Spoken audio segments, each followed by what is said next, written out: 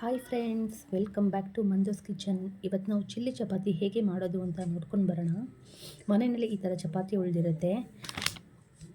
ನಾವು ಪಲ್ಯ, ಚಟ್ನಿ, ಗ್ರೇವಿ ಮಾಡ್ಕೊಳ್ಳೋಕ್ಕೆ ಟೈಮ್ ಇರಲ್ಲ. ಆಗ ಈ ಥರ ಒಂದು ಡಿಫ್ರೆಂಟಾಗಿ ಈಸಿಯಾಗಿ ಈ ರೆಸಿಪಿನ ಮಾಡ್ಕೊಳ್ಳಿ, ತುಂಬ ಚೆನ್ನಾಗಿರುತ್ತೆ. ಚಪಾತಿನ ಡೈಮಂಡ್ ಶೇಪಲ್ಲಿ ಇಲ್ಲ ಸ್ಕ್ವೇರ್ ಶೇಪ್ನಲ್ಲಿ ಸಹ ಕಟ್ ಮಾಡ್ಕೊಳ್ಳಿ. ಚಪಾತಿ ಸ್ವಲ್ಪ ದಪ್ಪ ಇದ್ದರೆ ತುಂಬ ಚೆನ್ನಾಗಿರುತ್ತೆ. ಚಪಾತಿನಲ್ಲಿ ಸಣ್ಣ ಸಣ್ಣದಾಗಿ ಕೈಯಲ್ಲಿ ಕೂಡ ಕಟ್ ಮಾಡ್ಕೋಬೋದು. ನಾನಿಲ್ಲಿ ಡೈಮಂಡ್ ಶೇಪ್ನಲ್ಲಿ ಕಟ್ ಮಾಡ್ಕೋತಾ ಇದ್ದೀನಿ. ನೋಡಿ ಫ್ರೆಂಡ್ಸ್, ಇದೀಗ ರೆಡಿಯಾಗಿದೆ.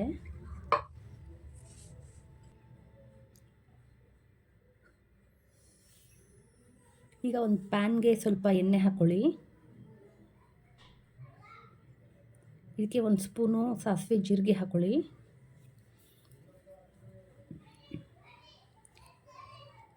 ಒಂದು ಸ್ಪೂನ್ ಸಹ ಅರಿಶಿನ ಪುಡಿ ಹಾಕ್ಕೊಳ್ಳಿ.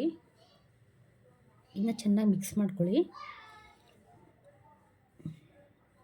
ಇದಕ್ಕೆ ಒಂದು ಸ್ಪೂನಷ್ಟು ಖಾರದ ಪುಡಿ ಹಾಕ್ಕೊಳ್ಳಿ. ನಾನಿಲ್ಲಿ ಕಾಶ್ಮೀರಿ ರೆಡ್ ಚಿಲ್ಲಿ ಪೌಡ್ರ್ ಹಾಕೋತಾ ಇದ್ದೀನಿ. ಈಗ ಕಟ್ ಮಾಡ್ಕೊಂಡಿರುವಂಥ ಚಪಾತಿ ಕೂಡ ಇದಕ್ಕೆ ಹಾಕ್ಕೊಳ್ಳಿ.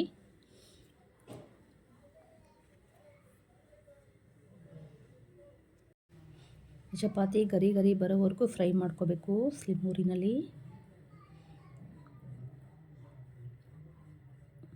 ಗರಿ ಗರಿ ಆಗಿದ್ದರೆ ತುಂಬ ಟೇಸ್ಟ್ ಸಿಗುತ್ತೆ. ನಿಮಗೆ ಸಾಫ್ಟ್ ಬೇಕಂದರೆ ಜಾಸ್ತಿ ಫ್ರೈ ಏನು ಮಾಡ್ಕೋಬೇಡಿ. ಸ್ಲಿಮ್ ಊರಿನಲ್ಲಿ ಗರಿ ಗರಿಯಾಗಿ ಫ್ರೈ ಮಾಡ್ಕೊಳ್ಳಿ. ನೋಡಿ, ಇದು ಫ್ರೈ ಆಗಿದೆ. ಈಗ ಮತ್ತೊಂದು ಪ್ಯಾನ್ಗೆ ಸ್ವಲ್ಪ ಎಣ್ಣೆ ಹಾಕ್ಕೊಳ್ಳಿ.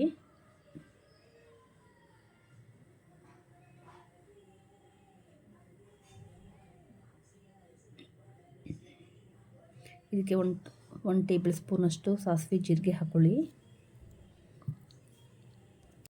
ಈಗ ಇದಕ್ಕೆ ನಾನು 2 ಈರುಳ್ಳಿ ಕಟ್ ಮಾಡಿ ಇಟ್ಕೊಂಡಿದ್ದೆ, ಅದನ್ನು ಹಾಕೋತಾ ಇದ್ದೀನಿ. ಈರುಳ್ಳಿನ ಹಸಿ ವಾಸನೆ ಹೋಗೋವರೆಗೂ ಫ್ರೈ ಮಾಡಿ. ಈಗ ಇದಕ್ಕೆ ನಾನು ಕರಿಬೇವು ಸೊಪ್ಪು ಹಾಕೋತಾ ಇದ್ದೀನಿ.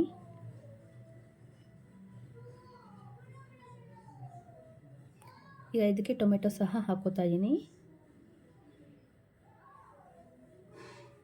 ಟೊಮೆಟೊ ನೀರು ಹೋಗೋವರೆಗೂ ನೀಟಾಗಿ ಫ್ರೈ ಮಾಡಿ.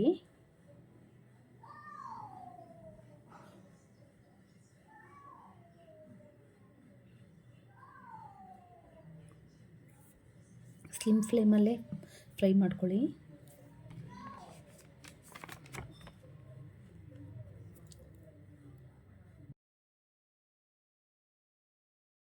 ಈಗ ಇದಕ್ಕೆ ನಾನು 1 ಟೇಬಲ್ ಸ್ಪೂನಷ್ಟು ಖಾರದ ಪುಡಿ ಹಾಕೋತಾ ಇದ್ದೀನಿ. 1 ಸ್ಪೂನಷ್ಟು ಗರಂ ಮಸಾಲ, ಅರ್ಧ ಚಮಚ ಅಷ್ಟು ಅರಿಶಿನ ಪುಡಿ ಹಾಕೋತಾ ಇದ್ದೀನಿ.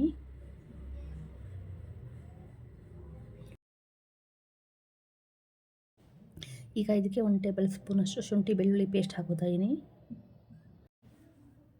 ರುಚಿಗೆ ತಕ್ಕಷ್ಟು ಉಪ್ಪು ಹಾಕ್ಕೊಳ್ಳಿ.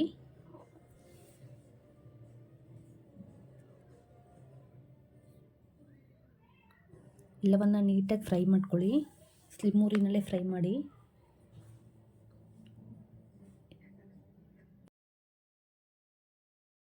ಈಗ ಇದಕ್ಕೆ 1 ಚಮಚ ಅಷ್ಟು ಧನಿಯಾ ಪುಡಿ ಹಾಕೋತಾ ಇದ್ದೀನಿ. 1 ಸ್ಪೂನಷ್ಟು ಚಿಲ್ಲಿ ಸಾಸ್ ಸಹ ಇದಕ್ಕೆ ಸೇರಿಸ್ಕೊಳ್ಳಿ.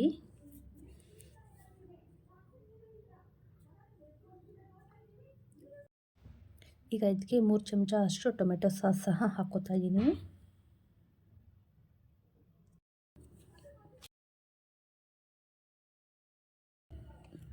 ಎಲ್ಲ ಮಿಕ್ಸ್ ಮಾಡ್ಕೊಳ್ಳಿ. ಸ್ಲಿಮ್ ಊರಿನಲ್ಲೇ ಎಲ್ಲ ನೀಟಾಗಿ ಮಿಕ್ಸ್ ಮಾಡ್ಕೊಳ್ಳಿ.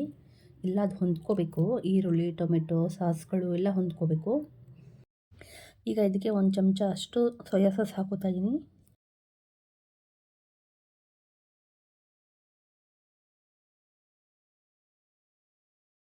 ಈಗ ಇದಕ್ಕೆ ಫ್ರೈ ಮಾಡ್ಕೊಂಡಿರುವಂತಹ ಚಪಾತಿ ಸೇರಿಸ್ಕೊಳ್ಳೋಣ.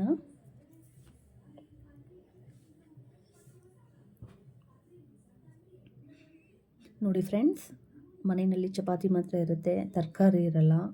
ಆಗ ಈ ಒಂದು ರೆಸಿಪಿನ ಮಾಡ್ಕೊಳ್ಳಿ, ತುಂಬ ಚೆನ್ನಾಗಿರುತ್ತೆ ತಿನ್ನೋಕ್ಕೆ ಸಹ.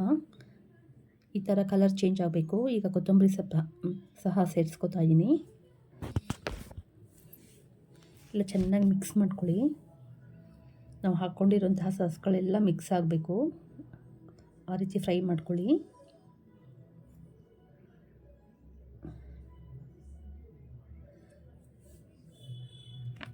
ಮಕ್ಕಳಿಗೆ ಈ ರೀತಿ ಮಾಡಿಕೊಟ್ರೆ ತುಂಬ ಚೆನ್ನಾಗಿರುತ್ತೆ, ತುಂಬ ಇಷ್ಟಪಡ್ತಾರೆ ಮಕ್ಕಳು ಸಹ.